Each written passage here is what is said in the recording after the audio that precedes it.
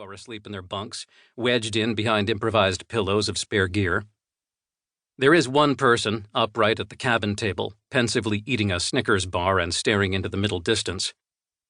Bob is our doctor, a semi-retired and much-beloved family physician from the small coastal town where I live in Maine. He looks a little like the actor Burt Lancaster. I've learned that he was a PT boat officer in the Pacific before medical school and has missed being at sea for most of his life since. I am under strict instructions to bring him home alive. I find a clean mug and fill it from the thermos, pausing to wonder just how I've gotten myself into this situation. A good question. Professional sailors are a bit like commercial pilots, licensed operators in the transportation industry with credentials built from a blend of hands-on experience and regulatory vetting. This said, seafaring in the jet age is a rarer and less visible career path, particularly for Americans. Most of my college friends were off to jobs in law, medicine, or academia. Uninterested in such things, I'd set out sailing until an avocation became a profession. And now here I was, responsible for an old wooden ship and 16 souls as the cold rain blew sideways and the sea built into steep gray ridgelines around us. It turns out that there is still nothing like a sailing ship to help you care about the weather.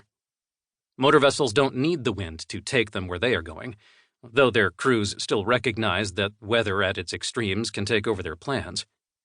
For any who choose the more quixotic means of sail transport, the weather is everything. Understanding the weather means getting successfully to where you are going and knowing when not to try. At the least, knowledge adds a dimension of clarity to the miserable days spent amid conditions you can do nothing about.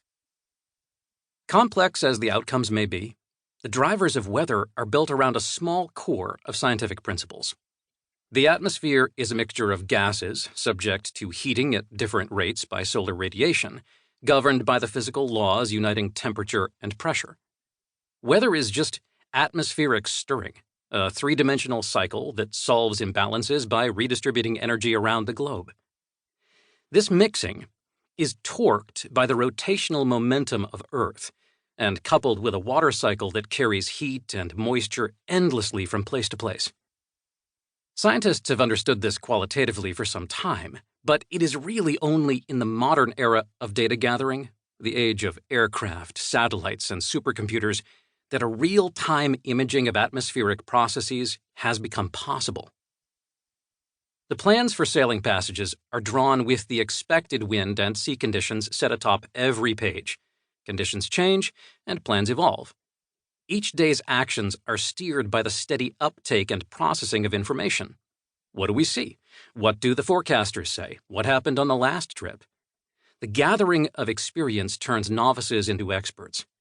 Sailors tell tales of weather as a pastime, but ultimately their storytelling serves the higher purpose of adding to accumulated knowledge, building onto a shared understanding of a complex and dangerous environment. Like pilots, roofers, and mountain climbers, mariners are by default obsessed with the weather, immersed in it as part of their daily calculus. I've been a student of weather since high school, but in hindsight, I recognize this particular storm as a tipping point in the process, a watershed in realizing how completely my profession was enmeshed with a system that was, by its nature, never quite the same. This has felt more like a relationship than a course of study, a career-long game of Rubik's Cube, where one side of the cube is your plan, and the other 5 are built from the ever-moving parts of sea and atmosphere. Down in the cabin, I look under the floorboards to see if we are sinking. I know that someone else on the crew is doing this already, but in heavy weather, the captain of every wooden ship envisions the 1,000 stitched-together pieces that make up their vessel and checks the bilges reflexively. Nope, not sinking. It occurs to me that our boat is built for this kind of abuse, even if we aren't. Now on her 28th trip to Greenland, Bowden is a rugged little ship, built for exploring the Arctic back when much of the place was still an unmapped expanse of rock and ice. Men fished the Grand Banks year-round in vessels much like this one, made to withstand most of the trouble that their crews could find. There is little else to do from here but wait, to sit through the boredom.